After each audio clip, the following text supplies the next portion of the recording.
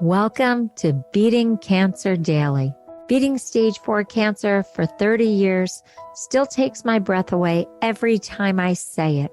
I'm Saranne, founder of the ComedyCures Foundation, and I hope you'll join me for just a few minutes daily for the next 365 days so we may laugh, learn, maybe cry a little as we live our best days beating cancer daily together.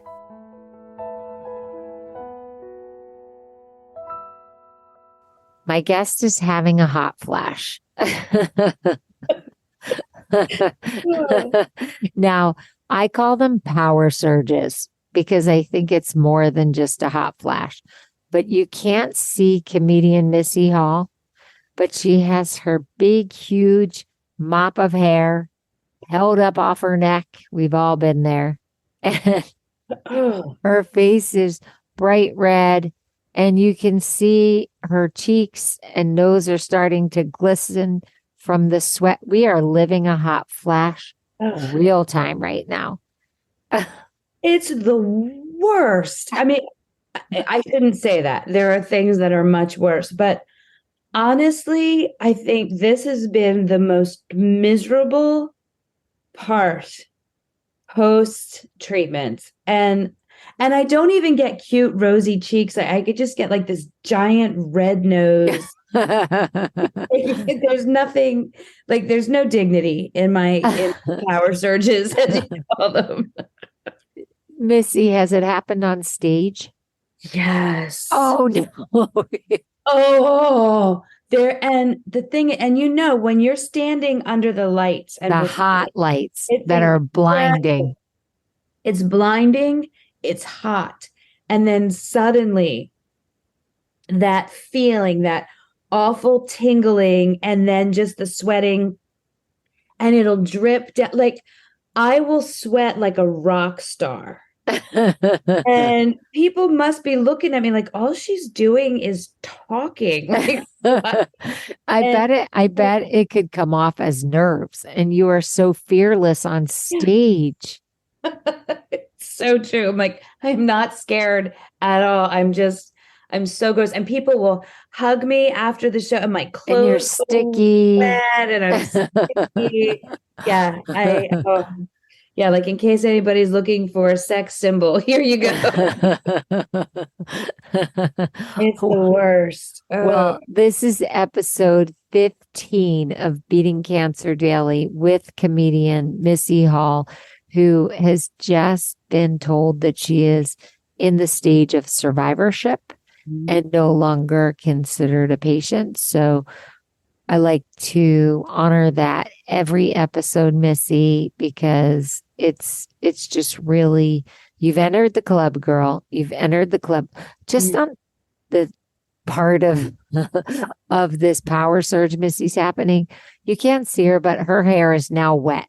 Yeah. This is a full-fledged, this is like 500 volts of power surge. I had hot flashes pre-cancer and pre-treatment, and now I'm on anastrozole, which I think is making them worse. This is like nothing I've ever experienced. I'm soaking wet right now. I know. I want to get you a mint julep and like a beautiful man with a big palm frond to fan you. Yeah, it's just so, and I'm showered. It happens. Like I'll be asleep. And the night ones. Oh, that's awful. And the sheets get wet. Yes. Yeah. Do you need to pause that I should pause the recording and you get like a cool drink, or are you okay? Do you hear if I'm using this? You can't hear this fan, right? I don't think so. Okay. But she is fanning yourself. Fan yourself.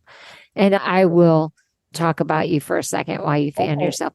We just keep it real here on Beating Cancer Daily. I could cut right now, and I could have actually not even had this conversation with Missy, but we were about to start and it happened. And I just said, are you okay with me just going? And she said, yes. So I just think that it's really important that this conversation be real. And there are many people who are listening who are having hot flashes right now. So join the hot flash club. It's just a real part of this. It can be a real part of it. And I just want you to know you're not alone. And Missy, you're not alone in your hot flash. We're all here in hot flash solidarity with everyone. But does it impact your mental state, or is it just so annoying? I'd say for the first 2 weeks when it was getting very severe, I was also feeling a lot of new anxiety, which I think anytime there's the change in your body, that happens. And then you start to get used to it a little bit. It's still miserable. And when I'm talking to people, I still can't help but announce it, like having a hot flash, but we see it. I mean, it's something, it's so visible. Mm-hmm. People see it. They might not know yet what a hot flash is, but it's a visual transformation in the body. Yes. And when I'm in a situation, like right now, I'm fortunate I don't have any makeup on. But have you ever had one with a full face of makeup on? Talking, and you're just like, does this person think that my face is melting off? No, I just hear the Wicked Witch from The Wizard of Oz going, I'm melting. I'm melting. Yes. Yeah. And like my sunscreen will melt and drip into my eyes. Yes. But the joys of cancer survivorship. I was like this, and you know what?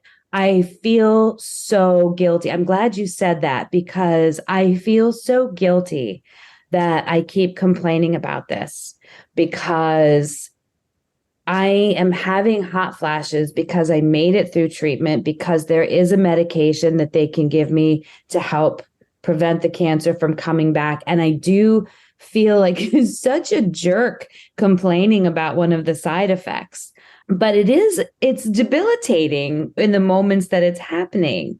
It is debilitating. And they've done studies to show how debilitating the power surges can be. And it's interesting because I was thinking, wow, hot flashes are really awful. But guilty hot flashes, that's really messed up. I got the guilty hot flashes. The guilty hot flashes. Okay. So I have to tell you that I had this image. I'm so visual. And I had this image when you were describing the hot flash and how intense it is. So I want to have somebody draw this. I want somebody to have like maybe 20 cancer patients and survivors standing in front of like New York City's power grid. I want to have the 20 people in front of the power grid and then have it hooked up and have some kind of solar powered, but hot flash powered energy. Like it would be really funny. I haven't fully worked it out because it just came to me. That would be hysterical. Right? It feels like. Yeah. But and I think it's partly because I did World Health Day and World Climate Day for the United Nations. It's like everything's cutting corners right now. They mush together two major global holidays just so that we would all be on stage together celebrating both, because why pay for two different holidays, right?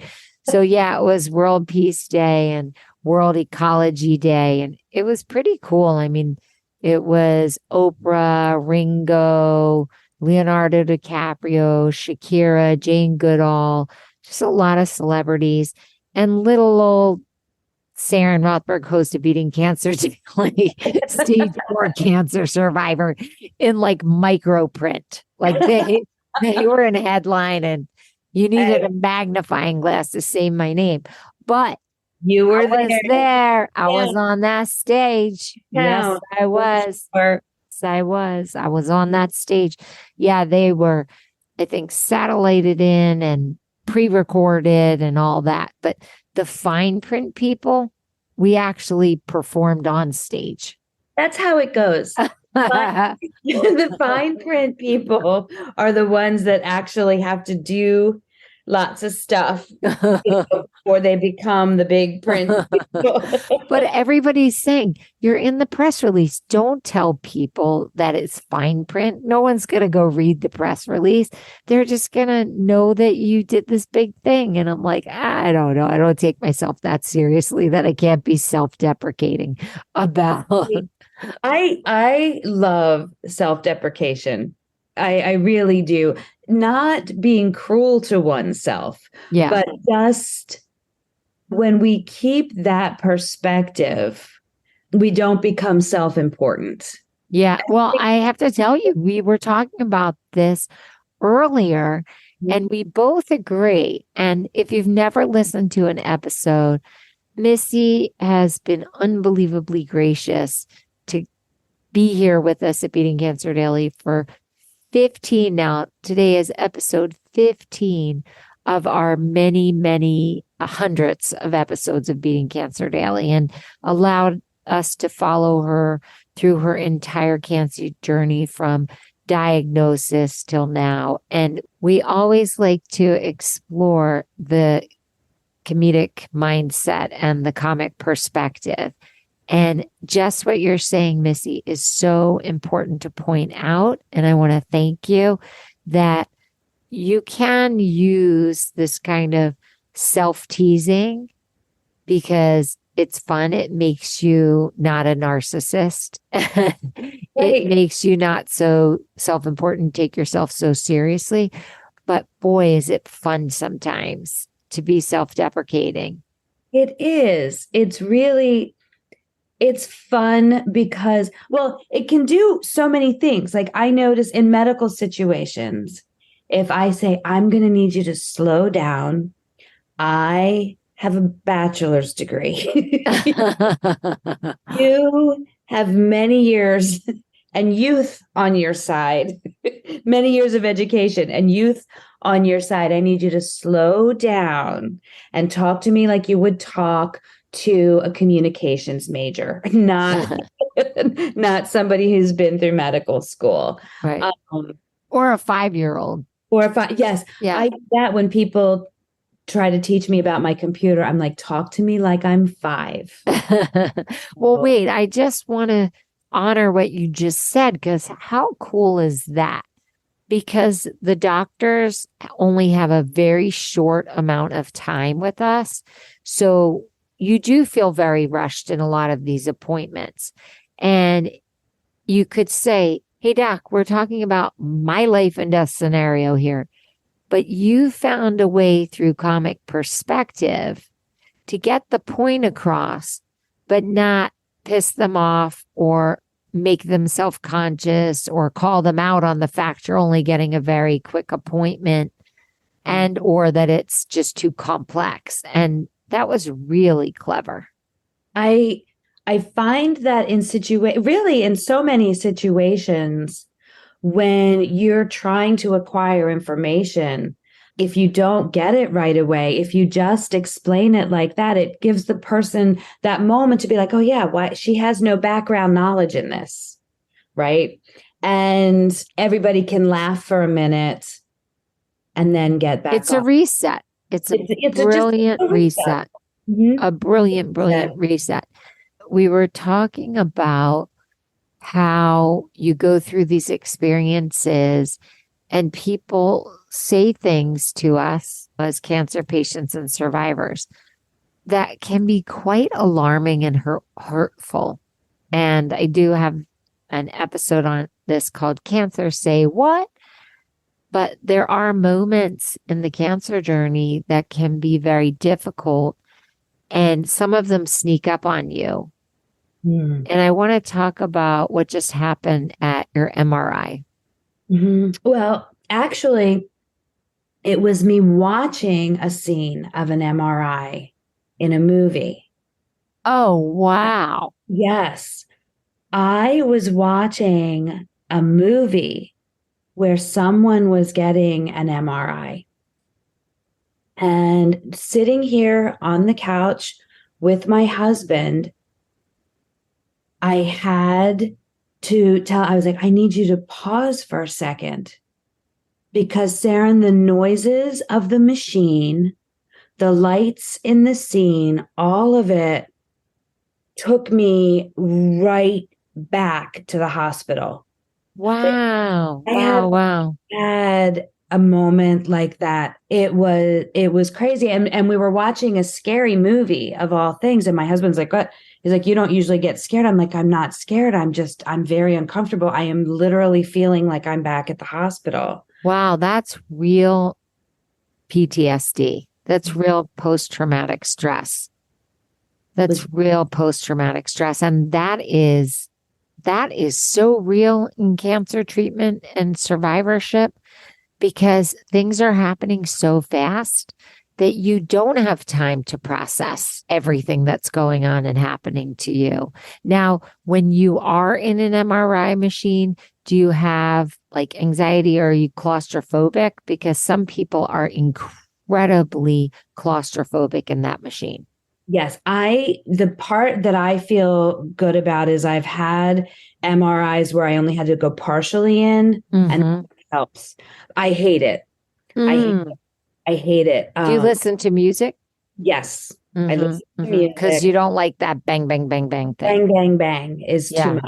Yeah. And then the bang, bang, bang of the MRI machine. And then when you're having radiation treatment, it's not a loud sound, but there's still that ticking. Staccato. Bang, bang, bang, bang, bang, bang, yes. bang. Yep. And that I was amazed at seeing a scene like that. I was like, whoa, whoa, whoa, whoa, whoa. It was very. Wow. Well, it is so visceral. I mean, those noises are really intense and sliding in.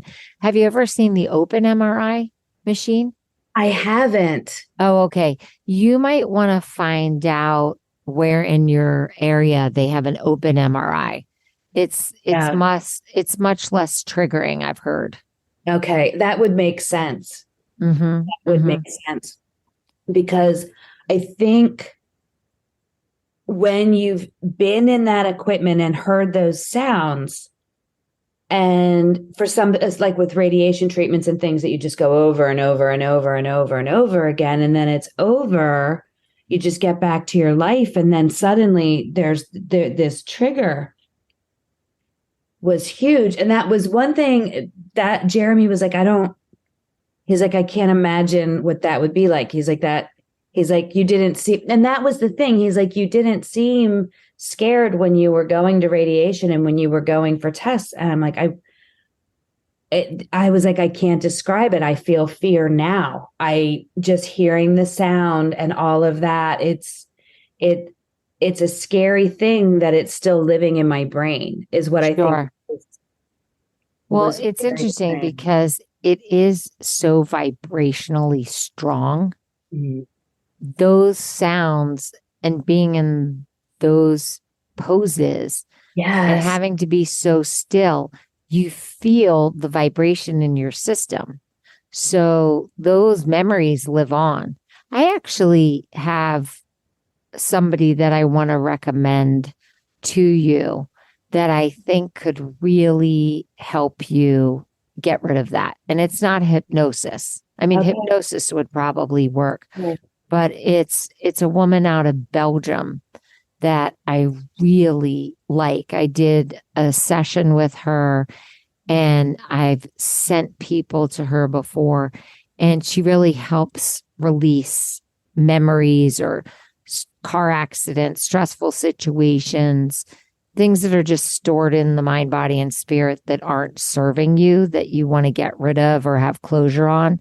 And I think she would be a really interesting person for you. So when we get off, I will refer you to her. I think you'll you'll really have success with her. I'm feeling like that's the right person. Here's the flip side to that coin. Ready? Everyone is so individual. And I just have to explain to you, not only do I not listen to music when I go in an MRI machine, I fall asleep. I find it so relaxing that I fall asleep every time I go in. And the techs are so surprised because I just hop up there and I know I'm going to get a really good snooze and they're going to get their films. And so I have so much empathy for the fact that that could be something that could trigger you.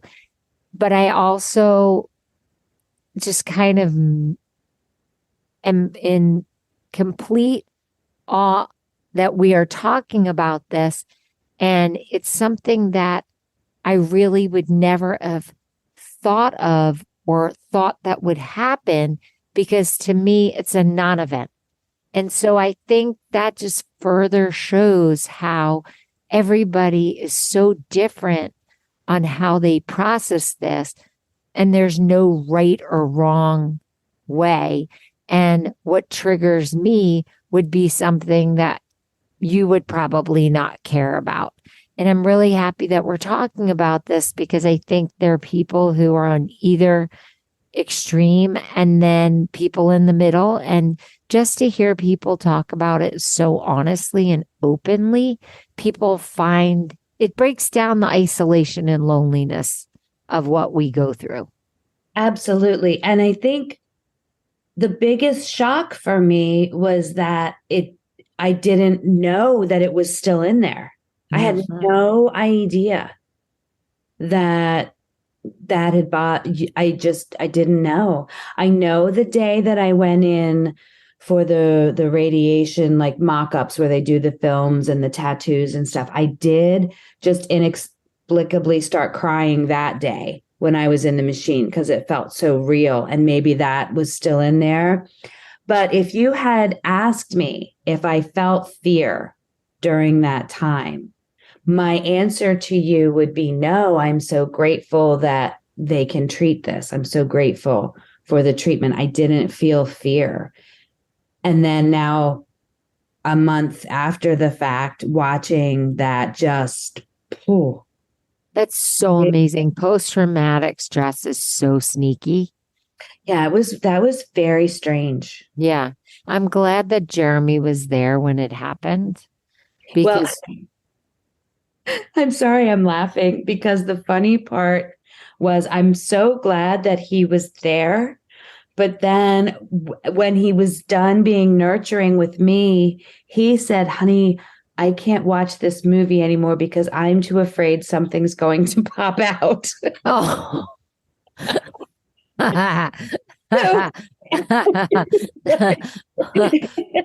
I hate horror films. I can't. I have nightmares forever. I just have to watch romantic comedies and sports documentaries. I really can't, or stand-up comedy. I cannot do horror any way, shape, or form.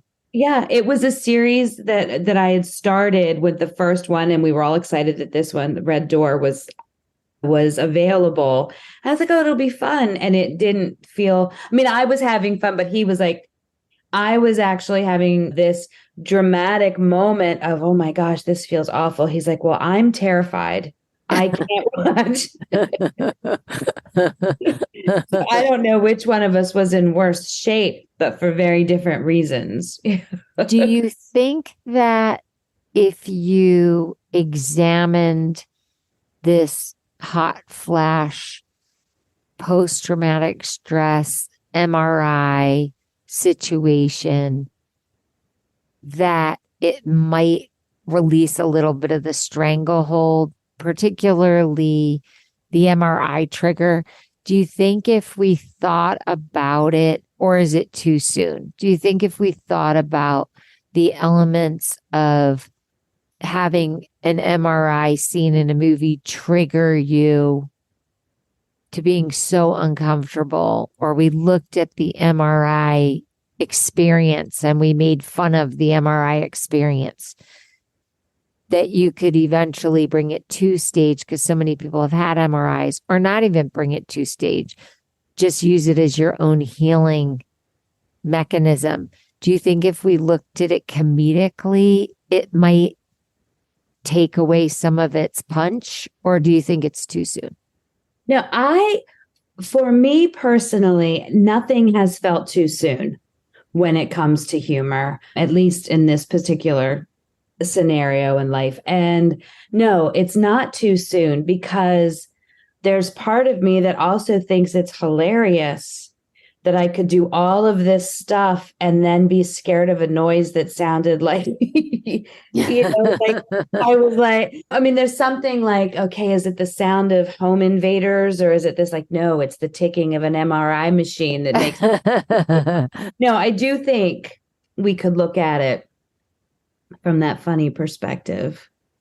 And the reason why I say that is because comic perspective can really just bring light, time, distance, air, take away the paralysis. It's my superpower, and it is yours too. It's just sometimes when you're in a crisis or you are having post-traumatic stress, it's hard to command it. Right. It's hard to command it if you don't have experience in doing it, but it is almost like a reflex for us. It is. It absolutely is a reflex. And I think it's important for people to know, as they listen to us here, they're having the behind the scenes and seeing like the making of, right? Yes, very, very well stated. But there's times if I post a funny post on social media or say something on stage, people will be like, oh, it's so amazing that you can do that. But remember, you go through it to get to that point. So I feel like it's important to say that, because if you're listening and you're still far too sad or too scared to find a joke, those moments exist in me before the joke, right? Like you get there, because the instinct for me, I know the instinct for you, Saranne, is to steer and find the funny. We're able to do it quickly, but there is a gap between the incident and the joke. And there's also therapy. I mean, yes, it's not like I would ever say, oh, let's sit down and look at this comedically and ignore the fact that they're professional therapists that can help you through these feelings, or hypnotists, or like this woman, Sylvie, that I met out of Belgium. It's just another tool in the toolbox that can be used to process, right? And it is fun, actually. It is fun. When comedy does come from pain a lot of the times, and it comes from being out of your comfort zone. Carol Burnett said, comedy is tragedy plus time, right? I say that a lot here.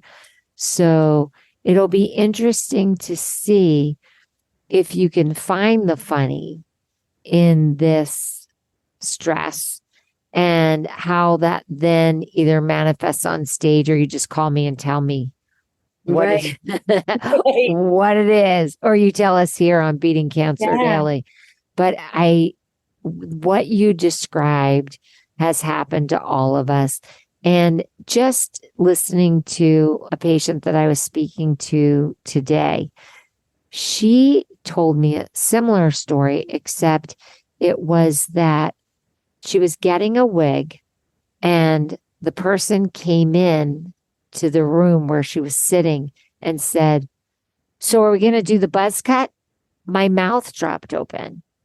How do you walk in a room with a person who's been diagnosed with cancer and introduce yourself without your name and just say, so are we going to do the buzz cut? She had such a visceral reaction, just like you. So sorry. It rocked her so deeply. She said she was having anxiety attacks just from that approach and comment and her tone for days.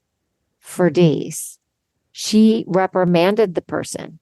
She actually reprimanded the person for doing that to her, but she said that reverberated in her for days. She said it still upset her. It's 2 weeks and telling me the story still upset her, and she didn't let her do it. I was about to say, I hope that she was able to not have that done by that person. Yeah, she didn't do it. Because there's a lot of times we get frozen, like, and then you sit there and then you go home and you're like, and I still let her do it. Yeah. Oh. Yeah. And I've told the story before of the woman walking into the waiting room going, "Are you the breast?" in front of men and women. And it didn't linger. Like, I didn't think anytime I was in a waiting room, people were going to come out and go, "Are you the breast?" But I did go into the room and through humor, explain to her in a humorous way that that was not appropriate. Yeah. Yeah. I said, "Who's next? The penis? Are you the penis?" Yeah. And that I wonder if I'm allowed to say penis on Beating Cancer Daily. I think I can. So I'm sorry if there was a child listening. Usually we're very PG. This is very, except for the episodes where we say it's adult only content. Yeah. But just in terms of having these aftershocks of things that maybe we didn't process fully in our treatment or in our survivorship, this is real. This is real. It is. It's one of those things where a million people can say and do a million right things. And then there will be something. I remember when I found out that I had cancer, there was a very kind, well-meaning lady in my church that said, "Oh, but honey, you'll get to meet God." Wow. And I know you're a faith-based person, but I hope you said, "Not yet." I said, "You first." Yeah, but it just, I can still see that was one of those rocked, like I felt the planet tilt. Yes. Yes. I can feel that right now. When you said it, I can feel the pain of that comment. Yeah. And yet, in a weird way, for a very faith-based person, that would or could be okay. But in the scenario of that, that's a lot to process. Right. If it that can be part of a different conversation. Yes. Right? That can be part of a bigger, deeper conversation at a different time. But it really rocked me because, of course, when you hear the word cancer, we all go down that road. And as a faith-based person, I do have faith that I will be going somewhere besides being earthside my whole existence. But that was not what you would expect somebody to say. Those are like gut punch comments. Yes. Yeah. And we do talk about that on Cancer Say What? I say that I wrote them all down, those horrible comments. And then we would just gather and read them out loud. People would have some wine. I don't drink, but people would have a little wine. We would read those comments, pass around those comments, and say them again. And I guess that one of the most powerful parts of that little game that we did was that it desensitized me a lot to some of those wackadoodle things that people say. But I'm really thinking about how powerful the MRI sound. Are you normally auditory? I didn't realize how much. I am usually olfactory. Like a smell will take me right back. I didn't realize how much that auditory stimuli would do because but I think it's such a specific sound. It is such a specific sound. That and the radiation machine with the little cathode, it's so, so specific. And I've never had anything like that happen before. So if you've listened to Beating Cancer Daily, I just think funny thoughts and I get funny visuals and I just happen to say them out loud. A lot of people would never say these dumb things out loud, but I just, I find them humorous. So I say them out loud. I think we should have like a little rap band who uses the percussive sounds of those two machines. We'll make side A, side B. If you remember back to 45s, you guys are probably way too young to remember 45s. And we'll have one with the MRI sound as the beat and one as the radiation sound as the beat. And we're going to make a sing-along song for you, Missy, so you can rap. Love it. You can rap to the raps of the MRI machine. I think that's perfect. We're going to desensitize you by creating this original sound side one and sound side two. That would be so perfect. And then we're going to put that TV show back on or movie. And we're going to play that scene and you're going to be like, you like.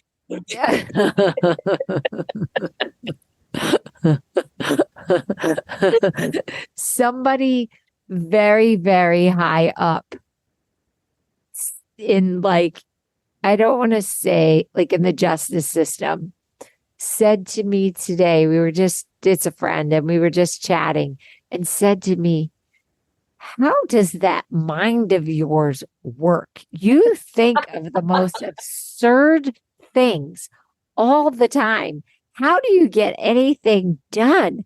Because somebody says something and your brain just goes off into this wild creative exploration of comedy. And I'm like, it's called ADD. That's the diagnosis. I just have you all fooled. This is my master plan to just fool you all. Yep. So that's what I have to do. I have to get a rap artist to oh my gosh, make beats out of this. Funny. So funny. Well, I love you. I love when you come here. I love when you talk to me about the different stages that you're at, what you're going through, because we've all gone through this. It's just part of the evolution of getting that cancer diagnosis and just working through this process. And you're just so verbal about it and you're so funny and you're so honest. And I love letting people eavesdrop in on these conversations and be part of them because they do go all over the place. They really do. They really do. We don't hold back. No, and we clearly, don't take ourselves very seriously or have a script. Or have a script. Right. It's not planned at all. But it's so fun because your mind is so fertile in the comedy world and you allow us to tap into it and you teach us a lot. And I love learning how you think about subject matters and things and how you express your comic perspective. And it just makes me have more tools that I can get through life with and trauma and be a better comedic writer and performer because you're letting me inside all your secrets. Well, but it goes both ways because you're so many steps ahead of me in all of this. I get to learn so much and to feel honestly so supported in such a very real way. Like it's definitely a win-win match here. So I'm very happy. Yeah. But we also talked about, after we recorded the last episode, we talked about, that was Louis the 14th. Yes. I'm not going to say it in the weird accent. No, it was the 14th episode. We just talked about how in one episode, sometimes we're laughing and sometimes we're crying. And that's just real emotion and we're not holding it back. And I think that's really why people love you coming on to Beating Cancer Daily, and they love these conversations because they're just so real. Yeah. It's such a good feeling and such an honor to get to have these conversations. And I got to experience a hot flash with you. And it's nice. It's so validating to have a witness. Yes. Because I'm like, yeah, you can see it happening. I just heard a gospel preacher go, do I have a witness? Do I have a witness? Do I have a witness? Stand up. If you're witness, like, I don't know. See, this is, I'm letting this mind really be stream of consciousness here. And this is what goes on all day in my head. And I completely amuse myself because I hear these funny things. And I saw your hair get wet in a hot flash through a Zoom recording. It's so personal. Exactly. I want to give you a cigarette and smoke. Have a cigarette. No, I don't even smoke, but it felt like that kind of intimacy you can't just have with everyone. I know. I should give you the video. Usually I just get rid of them, but I should send you this so an editor can just literally capture. Clip that part. Yeah. Yeah, that would be like a huge TikTok sensation. Oh my gosh. Can you imagine years of being a comedian and writing and all of that? And then I get discovered from having a hot flash on a TikTok video. Oh my gosh, this would go globally viral. Are you kidding me? And then how they parrot, like they put double screen video and then so then they literally have like some guy who's pretending to get a hot flash and he just pours a bucket of water on his head. Yep. Oh my goodness. And then many people get big, blonde, curly, fabulous wigs. And then they just wet them and then they just fall down on their forehead. And put on one of those like red nose day clown noses. Red. No, I'm telling you, if you ever wanted to be a TikTok star, this is your moment. This is my moment. It is now my time to shine. Literally from the flash. Oh man, we're going down the hot flash. I was going to say we're going down the flash dance rabbit hole. Which is those big ice things. Yeah. That's where it came from. We're going down the hot flash rabbit hole. But that's the way writers sitting around a table who are helping each other either co-write a process or help one help the other, and then you're working on material. This is exactly how it is. Somebody comes up with a premise that really happened to them in real life because they're the best ones. And then they present to the other person what it was and what they're thinking of where they want to head in the joke. And then because the other person has their own life experience, then they start to improv. It's like a jazz improvisation and you just build and build. And then as you saw, we started laughing and then it got faster and we were laughing. And that's really indicative of some writing tables where you're doing a comedy bit with somebody and you're developing it. And we just were like, it just happened right in front of their eyes, just like that hot flash, Missy. Yes. Yes. I love talking to you. I love laughing with you. I love creating with you. Yeah, I do too. So much. Yeah, so much. So you have to promise me that you'll come back for Sweet 16. I absolutely will. I will definitely be here for Sweet 16. No, wait a minute. We had Bad Luck 13, but we didn't name it. Then we had Louis the 14th.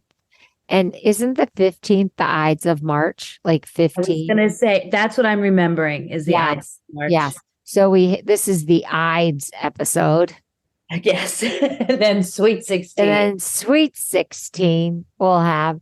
So thank you for joining me on the Ides of Cancer Beating. Cancer Beating. I can't even say the name of it. Beating Cancer Daily. Here we go. I got the tongue twist out. Beating Cancer Daily. If you'd like to know more about Missy Hall, you can join her and Jeremy, the scaredy cat of horror films. You can join them on their live date night on Facebook. If you can't find Missy, then just write to me or go to the record button at ComedyCures.org and just say, we want more Missy, and we will send you her signature so that you can find her all over social media and hopefully one day see her TikTok up flash.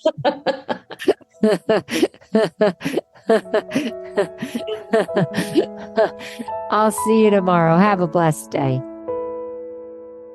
If you've enjoyed this podcast, then I'd love to ask for you to go to ComedyCures.org and check out our membership circle levels.